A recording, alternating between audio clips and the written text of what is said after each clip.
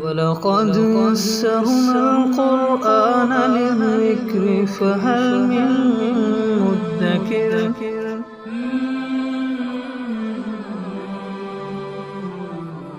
أعوذ بالله من الشيطان الرجيم بسم الله الرحمن الرحيم إنما التوبة على الله للذين يعملون السوء بجهالة ثم يتوبون من قريب فأولئك يتوب الله عليهم وكان الله عليما حكيما۔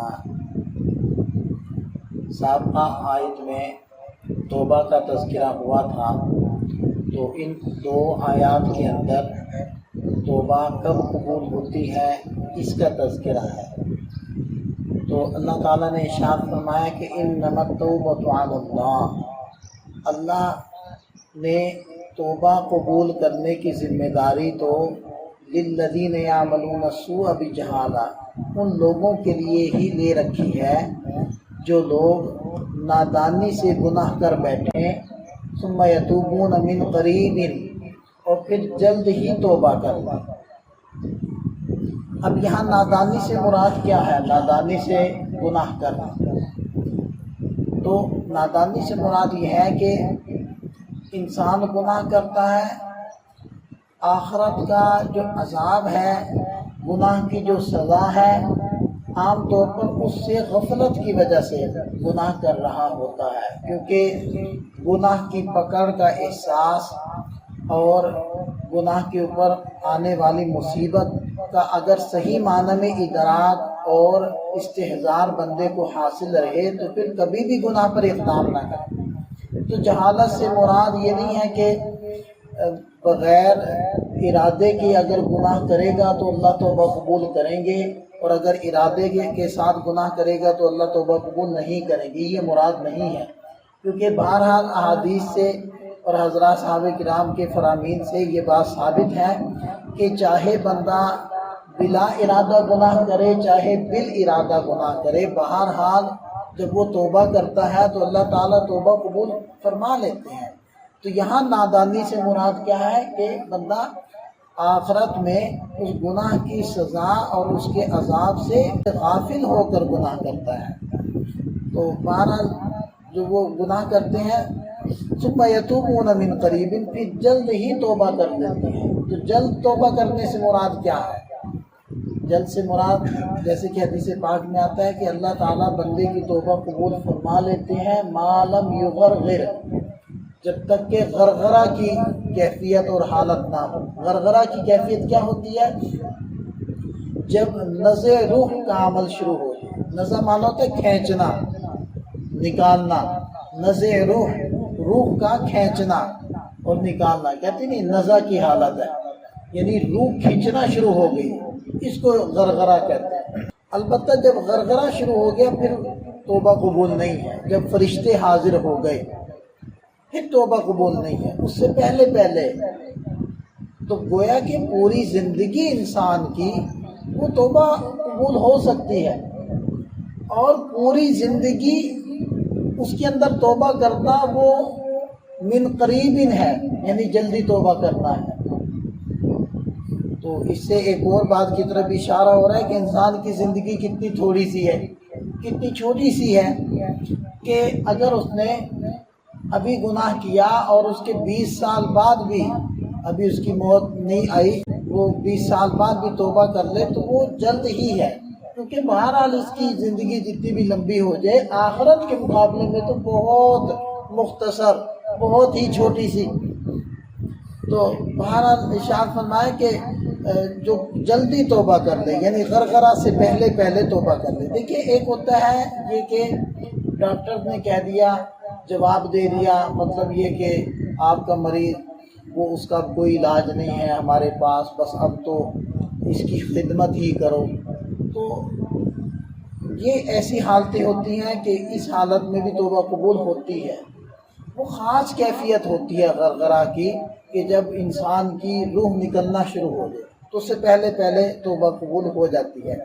اچھا یہاں چلو ضمناً ایک بات بھی کر دیتے ہیں، ایسے مریض جن کو ڈاکٹر جواب دے دیتے ہیں اور کہتے ہیں بس اس کو گھر لے جاؤ، تو عام طور پر ہماری صورتحال یہ ہوتی ہے کہ ہم کہتے ہیں کہ مریض کو بتانا نہیں، کہ وہ بیچارہ پریشان نہ ہو جائے اور اس کا دل نہ ڈوبنے لگ جائے اور وہ مرنے سے پہلے نہ مر جائے، لہذا اس کو یہی کہو کہ جی نہیں ڈاکٹر کہہ رہے ہیں آپ ٹھیک ہو جاؤ گے اور آپ یہ ایسے ہے اور ویسا ہے۔ تو یہ ایک نظریہ ہے، جبکہ اس کے مقابلے میں دوسرا نظریہ یہ ہے کہ ڈاکٹر کہہ رہے ہیں بھی اس کا 1 یا 2 دن ہے، تو بھئی اس کو بتاؤ تاکہ اس نے کسی گناہ سے توبہ کرنی ہے تو توبہ کر لے، کسی کے بارے میں وصیت کرنی ہے تو وصیت کر دے، کسی سے معافی مانگنی ہے معذرت کرنی ہے تو معذرت کر لے۔ تھوڑا سا اس کے پاس وقت رہ گیا، اس وقت کو جلدی سے وہ قیمتی بنا لے۔ مطلب یہ دونوں نظریہ نا، تو میں سمجھتا ہوں کہ دوسرا نظریہ بہتر ہے کہ اس کو بتانا چاہیے، وہ کوئی بچہ تو نہیں ہے، کاکا تو نہیں ہے کہ ڈر جائے گا جس نے اتنی لمبی زندگی گزاری ہوئی ہے۔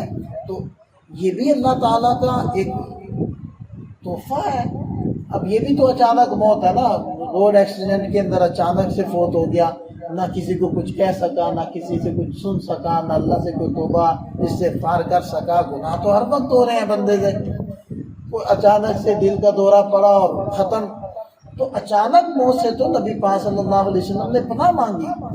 تو دیکھیں کہ اللہ کی طرف سے یہ موقع کا مل جانا کہ انسان بیمار ہو گیا یا اس کو یہ پہلے سے پتہ چل گیا کہ میرے پاس بہت تھوڑا سا وقت رہ گیا ہے، تو یہ اللہ تعالیٰ کا فضل ہے۔ تو اس بندے کو، اس مریض کو بتا دینا چاہیے تاکہ اس نے جو کہنا ہے وہ کہہ سن لے۔ تو بہرحال ثم یتوبون من قریب، جن سے گناہ ہو جائے اور وہ جلدی توبہ کر لیں، فاولئک یتوب اللہ علیہم، تو ایسے لوگوں کی اللہ تعالیٰ توبہ قبول فرما لیتے ہیں۔ وکان اللہ علیما حکیما، اور اللہ تعالیٰ سب کچھ جاننے والے حکمت والے ہیں۔ ولیست التوبۃ للذین یعملون السیئات، اور ان لوگوں کی توبہ نہیں ہے جو گناہ کرتے رہیں حتی اذا حضر احدهم الموت، یہاں تک کہ جب ان میں سے کسی کے پاس موت آ جائے، قال انی تبت الآن، تو وہ کہنے لگے اب میں توبہ کرتا ہوں، تو ایسوں کی توبہ قبول نہیں، کیونکہ موت آ چکی ہے، موت نے اپنے پنجے گاڑ لیے ہیں۔ فرعون نے بھی تو اسی حالت میں توبہ کی تھی نا، تو اللہ تعالیٰ نے فرمایا تھا نہیں اب توبہ نہیں۔ وَلَلَّذِينَ يَمُوتُونَ وَهُمْ كُفَّارٌ، اور نہ ان لوگوں کی توبہ قبول ہے کہ جو کفر کی حالت میں مر جائیں۔ اولئک اعتدنا لهم عذابا الیما، ان لوگوں کے لیے تو ہم نے دردناک عذاب تیار کر کے رکھا ہوا ہے۔ توبہ دیکھیں، اللہ تعالیٰ نے قرآن پاک میں فرمایا یا ایھا الذین آمنوا توبوا الی اللہ توبۃ نصوحا، اے ایمان والو خالص توبہ کرو، پکی سچی توبہ کرو۔ اب پکی سچی توبہ کیا ہوتی ہے؟ دیکھیں، ایک مخلوق تو وہ ہے کہ جس سے نافرمانی ہوتی نہیں، وہ تو فرشتے ہیں۔ دوسری مخلوق وہ ہے کہ وہ نافرمانی ہوتی ہے، ان کو نافرمانی کا کوئی احساس نہیں ہوتا، گناہ پر گناہ کیے جاتے ہیں، نہ توبہ کا خیال پیدا ہوتا ہے نہ توبہ کرتے ہیں، وہ شیطان ہے۔ تیسری مخلوق وہ ہے کہ گناہ ہو جائے تو فوری طور پر اس کو احساس ندامت دامنگیر ہوتا ہے اور وہ توبہ کی طرف جاتا ہے، وہ ہے انسان۔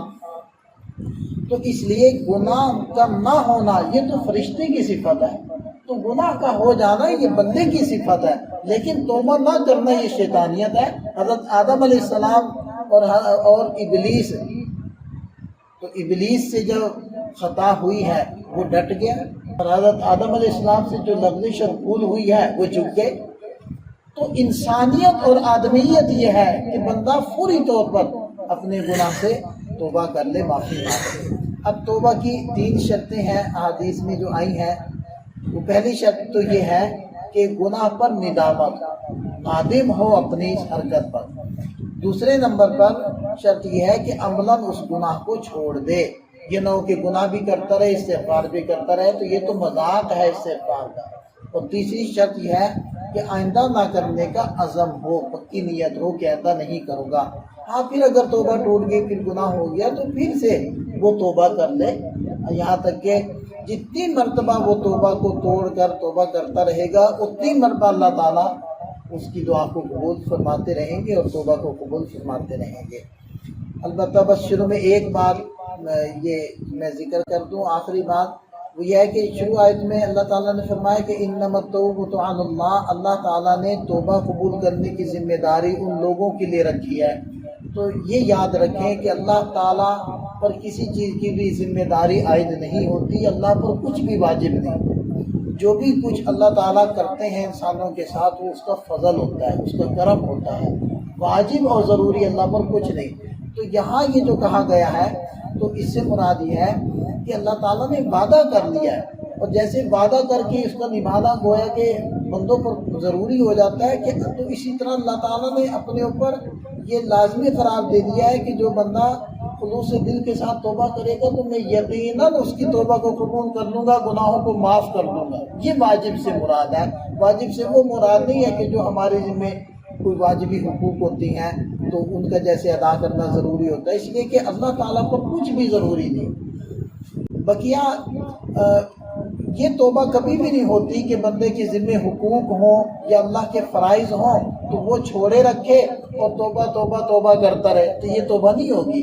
فرائض کو ادا کرنا ہوگا، نمازیں جو چھوٹ گئی ادا کرے، روزے جو چھوٹ گئے ادا کریں، اور جو بندوں کے حقوق ہے وہ ادا کرے یا معافی مانگے، پھر اللہ سے توبہ کرے گا تو وہ توبہ اس کی مکمل ہوگی۔ اللہ تعالی ہمیں سمجھ عطا فرمائے، عمل کی توفیق۔